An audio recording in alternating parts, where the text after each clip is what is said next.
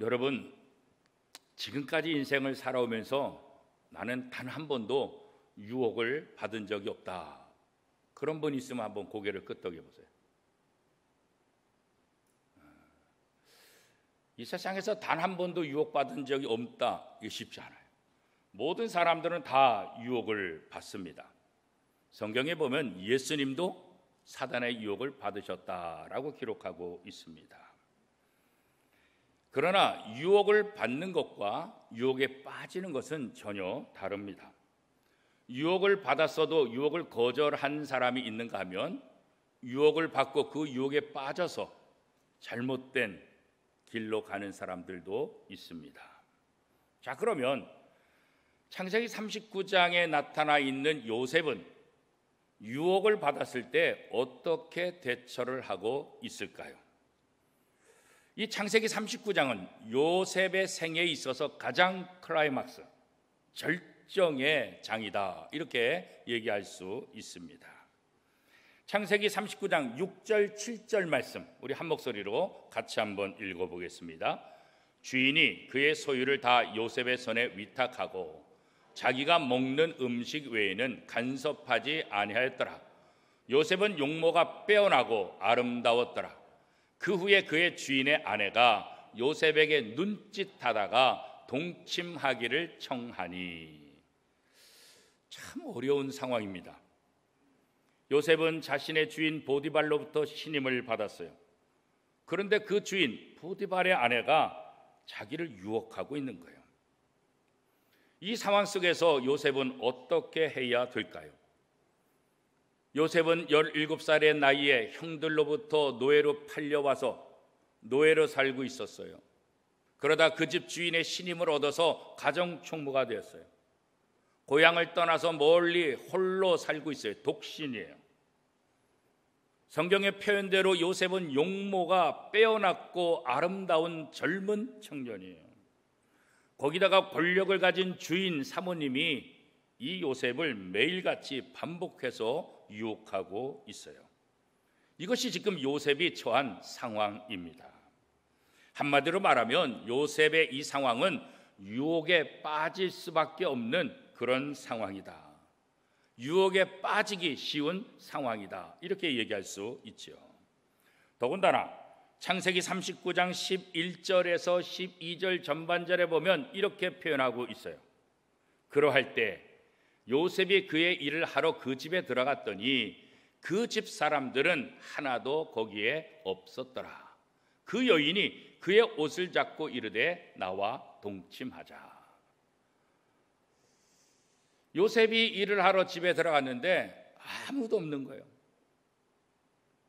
자기의 주인 보디발의 아내만 있는 거예요. 그리고 여전히 자기를 유혹해요.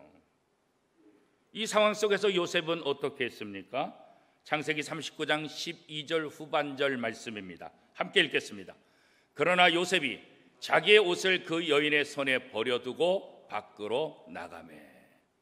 한마디로 말하면 뭐예요? 거절한 거예요. No, 아닙니다, 안 됩니다, 단호하게 거절한 거예요. 왜냐하면 이 요셉은 노예로 팔려온 자기를 신임해주고 가정총무로 삼아준 자기의 주인 보디발을 배신할 수 없었어요. 어떻게 그 주인을 배신할 수 있겠습니까? 우리 주변에도 보면 배신은 누가 합니까? 언제나 가장 가까운 사람이 하는 거예요. 먼 사람이 배신하지 않아요. 가장 가까운 사람이 배신하기 때문에 그 배신의 상처는 굉장히 커요. 감당하기 힘든 거예요. 그죠? 요셉은 자기가 가질 수 없는 것, 거기에 관심 있는 거 아니에요. 자기의 주어진 것에 초점을 두었어요.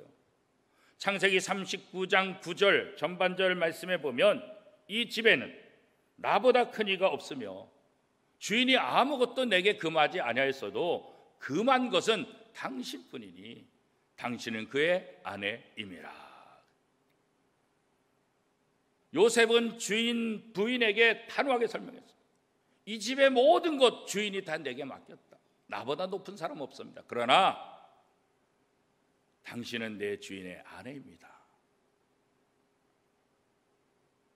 내가 내 주인에게 죄를 질 수 없습니다. 그렇게 고백하고 있는 것 아니겠어요? 그렇죠? 당신만은 나보다 위에뿐이고 당신만은 내가 소유할 수 없습니다. 안 됩니다. 노라고 단호하게 이 요셉이 거부할 수 있었던 진짜 중요한 이유는 뭐냐면 자기의 이것이 자기가 짓는 죄가 하나님께 짓는 죄라는 사실을 알고 있기 때문에 그래요. 창세기 39장 9절 후반절에 보면 그런즉 내가 어찌 이 큰 악을 행하여 하나님께 죄를 지으리까. 그거죠. 단순히 자신의 실수, 단순히 주인에게 잘못을 행하는 것뿐만 아니라 하나님 앞에 큰 죄를 짓는 것입니다. 언제나 하나님을 의식하고 있는 이 요셉의 모습을 볼 수가 있습니다. 그리고 요셉이 자기 주인의 이 부인이 자기를 유혹할 때 거절하는데 시간이 어느 정도 걸렸을까요? 얼마 걸리지 않았어요. 즉시로 신속하게 거절의 반응을 보인 거예요. 그게 바로 도망간 거죠. 이게 요셉의 평소 실력이에요. 평상시에도 아닌 것은 아닌 것으로 알았기 때문에 자기 주인의 부인이 유혹을 해올 때도 이건 아니다. 그러니까 바로 거부하고 도망갈 수 있었던 거죠. 들어주자니 걸렸다간 주인에게 잘못하면 죽을 수 있고 안 들어주자니 평생토록 이제 또 이 주인 부인에게 들들 볶이게 될 것이고 갈등하고 생각하고 고민하고 그리고 결단한 게 아니에요. 즉시로 신속하게 No, 안 됩니다 라고 거절을 했던 거예요. 요셉은 분명하게 경계선을 그었어요. 그죠? 이 경계선이 굉장히 중요한 거예요. 인도와 차도의 경계선이 있어요. 그죠? 또 고속도로 같은 데면 가드레일이 있어요. 이 가드레일, 이것은 다른 차가 와서 받을 때 보호하기 위한 것이에요. 경계선은 언제나 우리를 보호하는 데 굉장히 중요한 역할을 하는 거예요. 창세기 39장 10절 말씀에 여인이 날마다 요셉에게 청하였으나 요셉이 듣지 아니하여 동침하지 아니할 뿐더러 함께 있지도 아니하니라. 매일같이 이 주인 아내가 자기를 유혹하는데 참 쉽지 않죠. 한 번이면 괜찮은데 매일같이 요청하는 거예요. 이 모든 것을 극복할 수 있었던 건 뭐예요? 요셉이 단호하게 경계선을 그은 거예요. 이 집의 모든 것들은 다 내가 다스릴 수 있지만 당신만은 주인이 금했습니다. 경계선을 걷는 거, 이거 굉장히 중요한 거예요. 요셉은 보디발의 아내에게 분명하게 경계선을 긋어요. 듣지도 아니하였고 함께 있지도 아니하였더라. 이거 굉장히 중요한 거예요. 어떻게 보면 요셉의 입장에서 그래, 뭐 눈 한번 딱 감으면 돼, 이렇게 유혹받을 수 있어요. 그러면 자기의 주인에게도 사랑받고 주인의 아내에게도 사랑받고 그러면 요셉에게 얼마나 좋겠어요. 그죠? 우리 주변에도 많은 사람들이 우리에게 종종 이런 말을 해요. 믿지 않는 친구들이 이런 말을 하죠. 야, 거 교회 다닌다고 너무 빡빡하게 굴지 마. 그렇게 빡빡하게 굴면 어디 인생이 재밌어? 가끔가다 눈 한번 감아줘. 눈 한번 감아주는데 그게 뭐가 문제야? 주일 한번 빠져주는 거 그게 뭐가 문제야? 눈 한번 깜빡하면 너한테 유익이 있는데 왜 그거 못해? 눈 한번 깜빡해. 지그시 한번 감아줘. 우리에게 이런 유혹을 하는 친구들도 많이 있지 않습니까? 근데 여러분 분명히 기억하세요. 딱 한 번 눈 감았다가 진짜 눈 못 뜰 수 있어요. 그죠?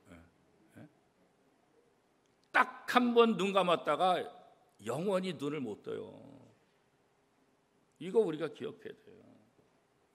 눈 한 번 딱 감자 눈 못 뜰 수도 있다. 이걸 기억해야 돼요. 보디발이 누구예요? 애굽의 왕 친위대장이에요. 요즘 말로 말하면 대통령의 경호실장이에요. 엄청난 권력자예요. 눈 한 번 딱 감았다가 걸려버리면 죽을 수 있어요. 우리 주변에도 보면 한 번 눈 딱 감은 것으로 인생이 망가지는 사람 많이 있잖아요. 그죠? 높은 고위 공직자들도 마찬가지고, 목사들도 마찬가지고, 기업가들도 마찬가지고, 유명한 사람들, 연예인들, 뭐 도처에 다 있잖아요. 그죠? 전 세계 스포츠 유명한 사람들도 딱 한 번 때문에 인생이 망가지는 경우가 얼마나 많이 있습니까? 더군다나 우린 그리스도인이에요. 하나님의 자녀예요. 우리의 삶을 통해서 세상의 빛을 드러내고 우리를 통해서 하나님과 하나님의 나라를 보여줘야 될 세상의 빛이라고요. 세상의 소금이라고요. 그래서 우리는 언제나 경건성을 추구해야 돼요. 바른 삶을 살아야 돼요. 거룩한 삶을 살 책임이 우리에게 있는 거예요. 그렇기 때문에 우리는 이 세상에 살면서 경계선을 확실히 그어야 돼요. 아닌 건 아닌 거예요. 눈 한번 딱 감자 그것 때문에 우리가 영원히 눈 뜰 수 없다는 것, 이거 기억해야 돼요. 그 집사람들은 하나도 거기 없었더라. 아무도 없어요. 얼마나 좋은 기회예요. 아무도 없다고 아무도 안 보나요? 그렇지 않아요. 여러분, 오늘 아침에 교회까지 오는 동안 CCTV가 몇 개나 있었을까요? 알 수도 없어요. 여러분의 집에서 교회까지 도착하는 시간 동안, 그 거리 동안 도처에 CCTV가 얼마나 많은지 몰라요. 제가 검색을 해보니까 우리나라에 CCTV가 한 몇 대나 될까, 그래서 검색을 해봤어요. 그랬더니 2020년 기준으로 정부에서, 공공기관에서 방범용 CCTV를 설치한 게 몇 대냐? 133만 6,653대. 여기에다가 민간인이 설치한 CCTV, 여러분 개인 집에도 CCTV 달아놨죠? 여러분의 사업장에도 달았죠? 곳곳에. 이거는 기록해 보니까 2015년 기록만 있어요. 2015년 기준으로 민간 사람들이 CCTV를 설치한 게 약 360만 대라는 거예요. 이 둘만 합치더라도 전국에 500만 대의 CCTV가 있어요. 2015년 기준, 2020년 기준이니까 지금은 훨씬 더 많겠죠. 2019년 4월 20일자 조선일보 신문에 이런 타이틀이 있어요. 서울 8에서, 그러니까 8걸음에서 10걸음마다 CCTV. 당신의 일상 전 세계에 생중계될 수 있다. 이게 신문 타이틀이에요. CCTV가 얼마나 많은지 10발자국만 가면 CCTV를 만난다는 거예요. 이 기사에 보면 9초마다 CCTV를 우리가 만난다는 거예요. 요즘 또 자동차에 블랙박스가 다 있잖아요. 앞차에 찍히고 뒷차에 찍히고 옆차에 찍히고, 우리가 도대체 어디서 어떻게 찍히는지 몰라요. 요즘은 범죄하기가 참 쉽지 않대요. 뭐 지갑 같은 거 떨어뜨려도 그거 잘 안 가져간대요. 그거 가져갔다가 금방 걸린대요. 왜 그러냐? CCTV가 하도 많아가지고. 그래서 경찰 공무원들의 수고도 있지만 범인을 잡는데 1등 공신은 뭐냐? CCTV라는 거예요. CCTV. 얼마 전에도 우리 교회 주차장에다 어떤 분이 주차를 했는데 다른 사람이 자기 차를 받고 간 거예요. 그런데 자기 차가 새 차예요. 새 차. 새 차인데 누가 들이받고 가버렸으니까 얼마나 억울하겠어요. 그래서 파출소에다 신고했어요. 그래서 와보니까 우리 교회 주차장에 CCTV가 다 설치되어 있는 거예요. 그래서 경찰관이 와가지고 이런 상황 때문에 그러니까 CCTV 좀 볼 수 있겠냐고. 그래서 보니까 어떤 트럭이 그냥 받고 도망간 거예요. 그 범인 잡았어요. 또 한 번 올라오더니 경찰이 또 올라오는 거예요. 왜 그러니까 보이스 그 있잖아요. 그거 피해자가 우리 앞으로 지나갔다는 거예요. 그 범인이. 그 사람 좀 잡았으면 좋겠다고. 그래요. 아무도 보지 않는 것 같다고요? 다 봐요. 다 봐요. 자, 우리 옆 사람하고 이렇게 한번 인사해 봅시다. 뭐라고 인사할까요? 옆 사람 보세요. 준비됐어요? 다 찍힌대요. 뭐라고 인사한다고요? 다 찍힌대요. 예, 다 찍혀요. 우리 일거수일투족 다 지켜요. 아무도 보는 사람 없지만 다 지켜요. 다 지켜요. 우린 그리스도인이잖아요. 하나님은 CCTV보다 더 정확하세요. 하루 86,400초 동안 하나님 앞에 우리의 모든 것들이 다 노출되어 있어요. 찍히지 않는 사람 없다고요. 사랑하는 성도 여러분, 다시 한번 따라해 보세요. 악을 피하지 않으면 피 본다. 피하지 않으면 피 보는 거예요. 야, 악, 네가 뭐 얼마나 대단하냐, 한번 와봐라. 유혹, 나한테 한번 와봐. 내가 다 이길 수 있다. 큰 소리 치면 안 돼요. 그거 쓸데없는 생각이에요. 우리로 하여금 죄를 짓게 하는 현장으로부터 떠나는 것, 그게 상책이에요. 나로 하여금 죄를 짓게 하는 장소, 유혹을 받게 하는 장소 떠나는 게 이게 최고예요. 정말 피하지 않으면 피를 보게 됩니다. 유혹을 거절하고 도망갔던 이 요셉, 악을 피했는데 어떤 결과가 옵니까? 창세기 39장 19절 20절 말씀입니다. 같이 한번 읽겠습니다. 그의 주인이 자기 아내가 자기에게 이르기를 당신의 종이 내게 이같이 행하였다 하는 말을 듣고 심히 노한지라. 이에 요셉의 주인이 그를 잡아 감옥에 가두니 그 옥은 왕의 죄수를 가두는 곳이었더라. 요셉이 옥에 갇혔으나. 자, 여기서 뭘 알 수 있어요? 우리가 아무리 잘해도 우리가 어려움 당할 수 있다는 거예요. 우리가 피하는데도 한순간에 이렇게 어려움 속에 처박힐 수 있어요. 모든 것을 맡겨준 보디발이 자기의 아내의 말만 듣고 요셉의 말은 확인하지도 않고 분노가 일어나서 요셉을 감옥에 가두는 거예요. 그런데 이 옥은 어떤 옥이라고요?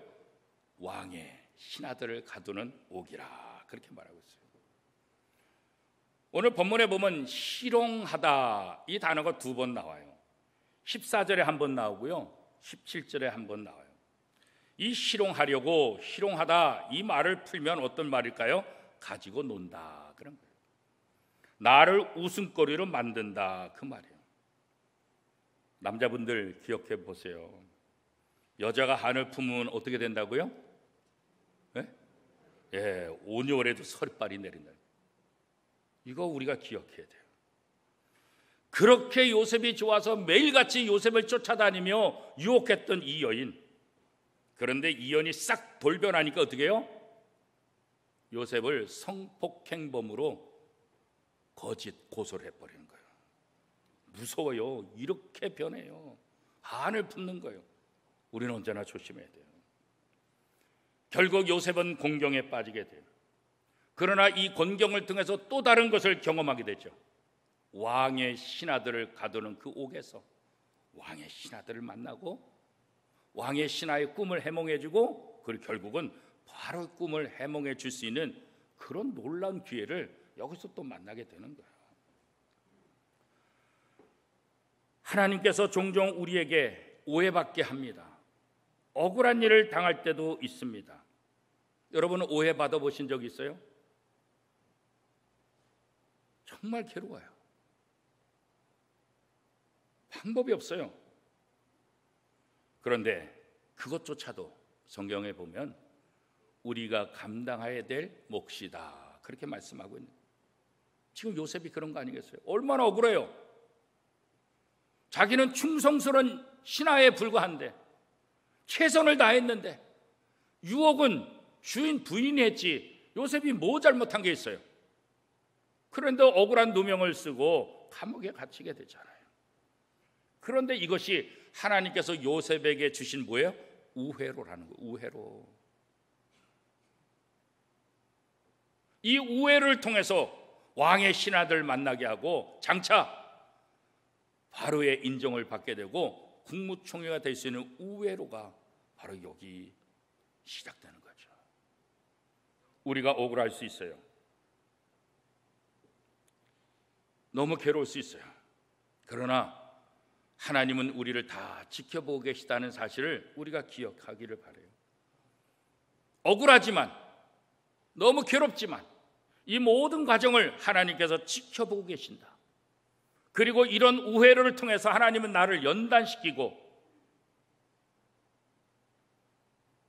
나에게 더 좋은 길로 인도하신다. 억울하더라도 오해를 받더라도 우리는 그곳에서 악을 행하고 불평하는 것이 아니라 오히려 하나님을 신뢰하는 거예요. 이게 바로 요셉이 선택한 길이에요.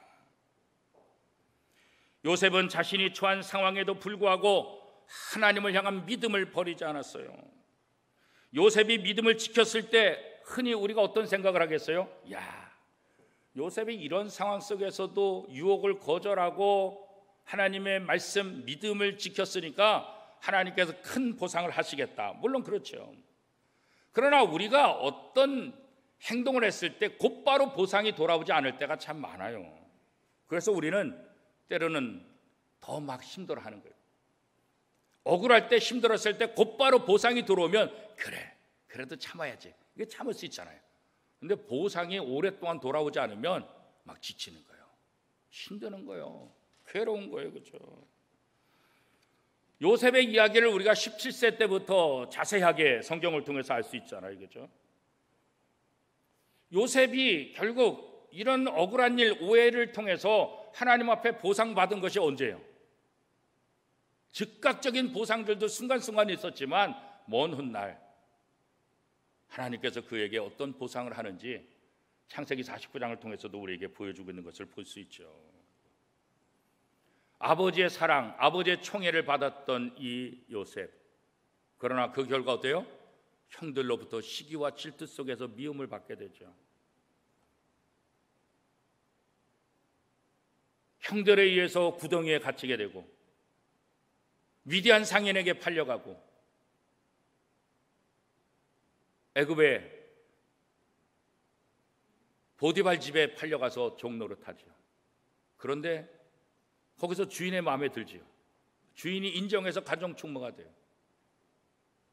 그런데 그 주인의 거짓 고소로 인해서 또 감옥에 갇히죠. 감옥에 갇혔지만 요셉은 또 그 감옥에서 간수장에게 인정받죠. 감옥에서 모든 일을 자유롭게 할 수 있죠. 거기서 바로의 신하들을 만나게 되고 그 꿈을 해몽해 주게 되고 결국 바로에게 인정받아서 애굽의 국무총리가 되게 되죠. 30세에 국무총리가 돼서 110세에 죽었으니까 이후에 80년 동안의 삶은 아주 행복한 삶이었을 것이다. 사실 그렇지 않아요. 요셉을 알지 못하는 왕이 등극하면서 요셉과 요셉의 가족들은 멸시천대를 받게 되죠. 그리고 400년 동안 종살이를 하게 되고 그 고통이 얼마나 센지 이 히브리 사람들의 그 신음하는 소리를 하나님께서 들으시고 모세를 보내서 애굽에서 탈출시켰다. 그게 이제 출애굽 이야기 아니겠습니까? 요셉이 왜 어려움을 당했을까요? 요셉은 이방인이잖아요. 애굽의 국무총리가 됐을 때 기근의 문제로 어쩔 수 없이 국무총리가 되었지만 이 요셉은 히브리 사람이잖아요. 노예로 팔려온 종이잖아요. 그가 어떻게 감히 대애굽의 국무총리가 되고 어른 역할을 할 수 있겠어요? 성경에 자세히 기록된 돼 있지 않지만 다니엘의 모습을 보면 어떤 고통을 어떤 대항을 받았는지 우리가 짐작할 수 있죠. 다니엘도 바벨론의 포로로 붙잡혀 갔잖아요. 이스라엘을 멸망하고. 그러나 워낙 똑똑하니까 왕의 신임을 받아서 거기서 성장하죠. 다니엘도 이 바벨론의 국무총리가 되잖아요. 그죠? 그런데 바벨론에서 포로로 붙잡혀온 사람이 국무총리가 되는 이거 보겠어요? 쉽지 않죠. 그러니까 바벨론의 대신들이 얼마나 이 다니엘을 괴롭혔겠어요. 다니엘이 예루살렘을 향해서 절하는 것 보고도 고소해가지고 죽이려고 했었잖아요. 불구덩이 속에 던지고 그러잖아요. 하나님의 말씀대로 살아갈 때 그를 반대하고 대항하는 사람들이 얼마나 많이 있어요. 요셉도 아마 성경에 자세히 나와 있지 않지만 굉장히 많은 어려움들을 당했을 거예요. 창세기 49장 22절에서 24절에 보면 야곱이 요셉을 축복하는 기도가 있거든요. 여기에 보면 야곱이 어떠한 인생이 될 것인지 그대로 하나님의 형통의 복을 받은 것을 알 수가 있어요. 요셉은 무성한 가지 곧 셈 곁에 무성한 가지라. 그 가지가 담을 넘었도다. 활 쏘는 자가 그를 학대하며 적개심을 가지고 그를 쏘았으나 요셉의 발은 도리어 굳세며 그의 발은 힘이 있으니 이는 야곱의 전능자 이스라엘의 반석인 목자의 손을 힘입음이라. 그런 거죠. 하나님께서는 야곱에게 하나님이 함께하는 자의 형통이 무엇인지 그 복을 허락해 주셨다. 성경을 우리에게 그렇게 말하고 있어요. 사랑하는 성도 여러분, 우리는 인생을 살면서 굉장히 많은 선택을 합니다. 오늘도 아침에 일어나면서 여기까지 올 때까지 얼마나 많은 선택들을 했습니까? 무슨 옷을 입을까 선택하고 있고, 어떤 방법으로 교회를 갈까 선택하기도 하고, 어떤 분은 오늘 교회를 가야 될까 말아야 될까 고민하다가 오신 분도 아마 있을 수 있을지 모르겠어요. 그리고 얼마나 많은 유혹들을 우리가 받고 있습니까? 유혹은 언제나 우리들 주변에 있어요. 멀리 있지 않아요. 가까이 있어요. 성적인 유혹만 말하는 게 아니에요. 다양한 유혹이 우리에게 얼마나 많은지 몰라요. 오늘 우리에게 있어서 보디발의 아내는 무엇입니까? 보디발의 아내가 요셉에게 유혹의 그 모습으로 다가왔다고 한다면 오늘 우리의 삶 속에서 보디발의 아내는 무엇입니까? 사람일 수도 있습니다. 물건일 수도 있습니다. 우리 마음의 탐심일 수도 있습니다. 우리가 원하는 성공, 그것이 보디발의 아내일 수도 있습니다. 그런데 이런 유혹을 극복하고 우리가 내릴 수 있는 최상의 선택, 유일한 방법, 그것은 무엇일까요? 그것은 어떤 환경과 상황 속에서도 하나님을 의식하는 것입니다. CCTV에 다 찍힌다 그랬습니다. 요셉의 삶을 통해서 우리가 몇 가지 발견할 수 있는 것 중에 하나는 뭐냐면 요셉은 하나님 의식으로 가득 찬 사람이다. 어떠한 상황에 있든지 언제나 하나님을 의식하며 살아가는 사람이었다. 하나님을 의식하며 삶을 살았기 때문에 유혹에서 벗어날 수 있는, 유혹을 과감히 거절할 수 있었던 거예요. 우리는 요셉의 삶을 통해서 하나님께서 때때로 요셉의 삶 속에서 우회로를 가게끔 하는 것을 보게 됩니다. 요셉과 그의 가족을 통해서 우회로가 있다는 것을 보았습니다. 요셉이 하는 일들을 통해서 우회로가 있다는 것을 보았습니다. 오늘 보디발의 아내를 통해서 또 다른 우회로가 요셉의 삶 속에 있었다는 것도 우리가 잘 알고 있습니다. 요셉은 자기가 원치 않았던 우회로를 가게 됩니다. 억울하죠. 괴로워요. 힘들어요. 그러나 그런 상황 속에서도 언제나 이 요셉은 올바른 선택을 했다는 거예요. 그 우회로를 거부하지 않고 그 우회로 속에서 때로는 감옥이고 때로는 고통이고 때로는 억울하고 때로는 오해를 받는 그런 삶일, 그런 상황이라 할지라도 그는 그곳에서 올바른 선택을 하나씩 해나갔다는 거예요.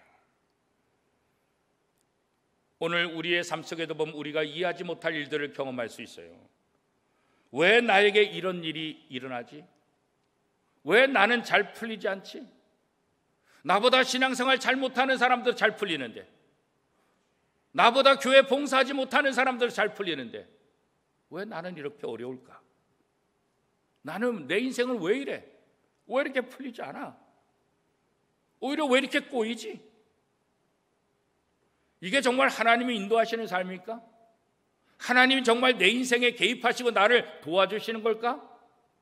이렇게 의심할 때도 참 많이 있어요. 그러나 여기에 중요한 깨달음이 있습니다. 이런 우회로들은 하나님이 나를 연단시키는 과정이라는 사실을 우리가 알아야 합니다. 하나님은 종종 우리를 최종 목적지까지 데려가시기 위해서 우리가 반드시 치러야 될 대가, 교훈을 배우게 하시는 분이십니다. 그러기 위해서 종종 우리가 원치 않은 밑바닥의 삶을 경험할 때도 있습니다. 이것이 우회로일 수 있습니다. 여러분이 어떤 우회로에 있든지 중요한 것은 하나님은 여러분이 어떤 성취보다도 여러분이 성장, 여러분의 성품이 하나님의 성품을 닮아가기를 원하고 계시다는 거예요. 그러므로 저와 여러분은 어떤 상황 속에서도 언제나 하나님을 의식하고 올바른 선택을 하는 삶을 살아야 하는 것입니다. 사랑하는 성도 여러분, 오늘도 우리는 수많은 유혹을 받게 되고 오늘도 우리는 수많은 선택을 해야 할 것입니다. 그 상황 속에서 요셉처럼 언제나 하나님을 의식하면서 하나님의 말씀에 순종하며 하나님이 기뻐하시는 그 길을 선택하고 그 길을 걸어가는 저와 여러분의 삶이 될 수 있기를 축복합니다.